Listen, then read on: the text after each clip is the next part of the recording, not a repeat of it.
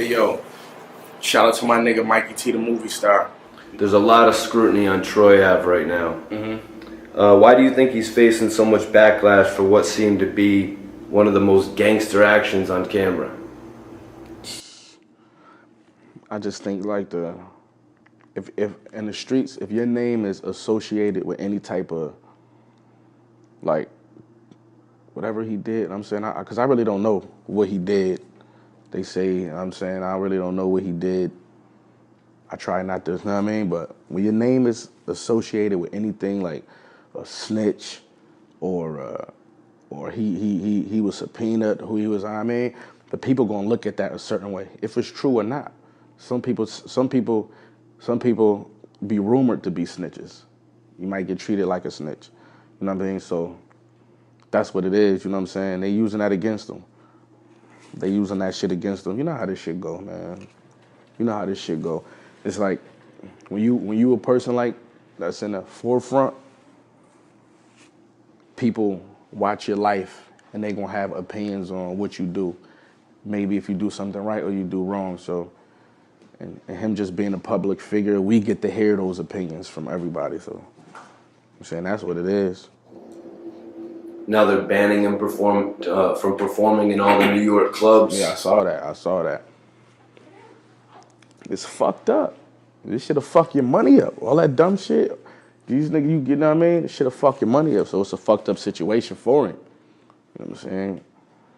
You got all this shit going on. You can't get no paper. That's a fact. I know about that. I done been trying to book shows here. Niggas and Buffalo police chief go to the promoter and tell him, nah, we ain't doing that. Facts. I know about all that. Real shit. With all the speculation on Troy Ave, do you think if he doesn't take the stand that it'll go away? I don't know, because like I said, sometimes it don't be about what's actually going on. Like if he take the stand or he didn't, people just like to talk about it.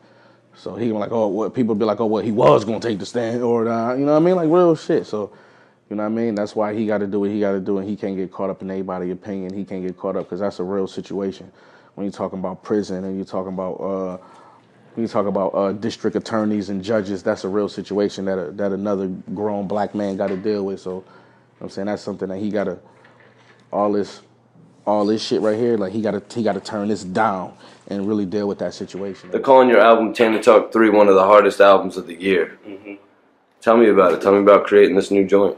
Man, it's just crazy because when I was writing it, I was basically trying to just go crazy hard, take you there. You know what I'm saying? To paint a crazy picture.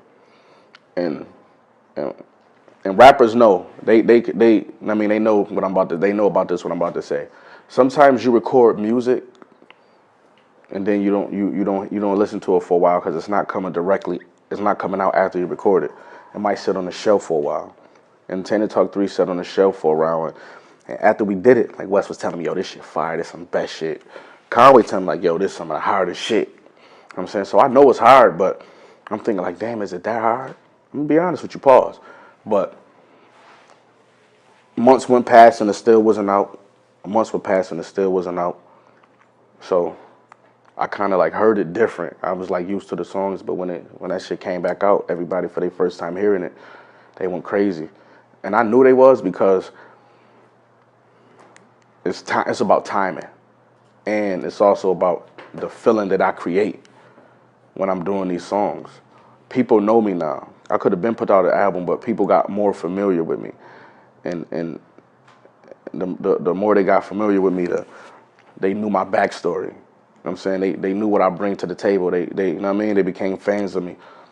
So getting that right now, that was just perfect timing. You know what I'm saying? Shit's crazy. I was 3 in the morning, 4 in the morning, up nights writing with Danger.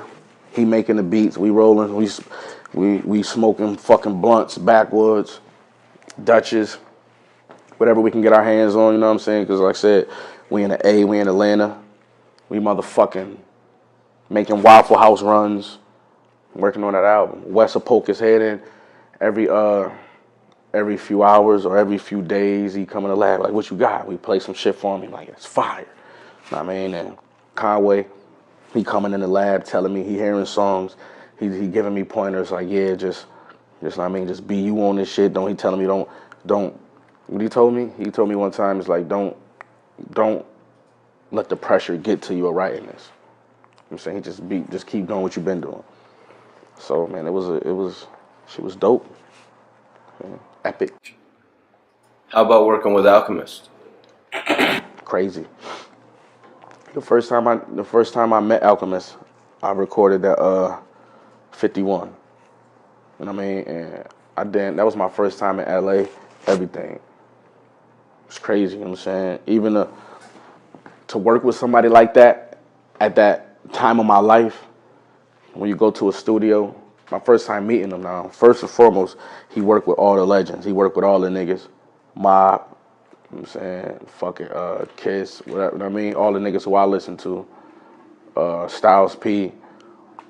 Going to the studio and seeing all the platinum plaques on the wall, gold plaques. And I just signed the deal with Griselda like 3 weeks ago. You know what I'm saying? And I'm looking at all the plaques, and then he like playing the beat. It's like, yo, you got something? And I'm going there and I'm cooking up. And it's like, you gotta go hard, my nigga. You know what I mean? You gotta go hard. And it would be different if he was sending the beat to my studio back on the East Coast, but I'm in the studio. Every song on my album from Alchemist, I was in his studio and we recorded that together, and he was on the boards. Every joint that he produced on my album was like that. There's no sin. We was right there together. So in saying that, how was the interaction between the two of you? Cool, man. You know, I'm family, he family. That's how we get introduced. We get introduced to each other through family. Wes and them. Al is damn near Griselda. Everybody know that Alchemist is damn near Griselda. You know what I mean? So Wes and them introduced him to me, and he already heard songs. I'm on albums. He listened to the boys. You know what I mean? So, and now of course I know who the fuck he is. So it was real smooth. It was real smooth.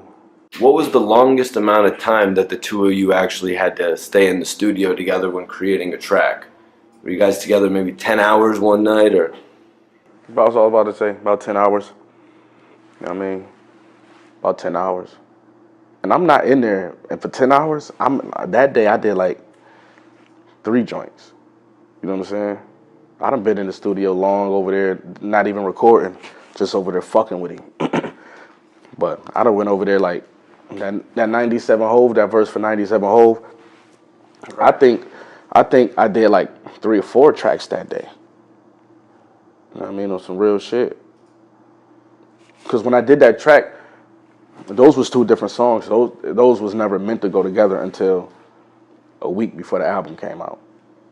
We put those together like a week before it came out. Put the skit on there. I actually had a different part of that interview with Pimp C of a skit I wanted to use, but I used that part, put it on there to bridge the gap, sounded perfect. Hard 97 Hole. I can't wait to shoot the video. So what did working with such a polished producer teach you? Shit, it just felt good, and that's a confidence builder. You know what I'm saying? When you get in this game and you get to get in the lab and work on some shit with somebody like that at the boards, you know what I'm saying, and tag teaming with him, you know what I'm saying, tag teaming on a project with Al. That's a confidence builder, and you know in this game, man, confidence is everything, man. You gotta feel good to do good. You know what I'm saying? You gotta feel good to do good. So going in there and trying to be on point, you know what I mean? I'm trying to be on point. I'm trying to show people that I'm on point. I'm never slacking. I'm never bullshitting. If I'm in a lab, I could write some shit on the spot. You know what I'm saying? And it don't take me that long. And I'm not rushing through it. It's just when I catch that feeling, I catch that feeling. So it's just a confidence builder to be able to get in there with him. You know what I'm saying? I don't want to let him down. You know, this nigga done work with every fucking body. All the dope niggas.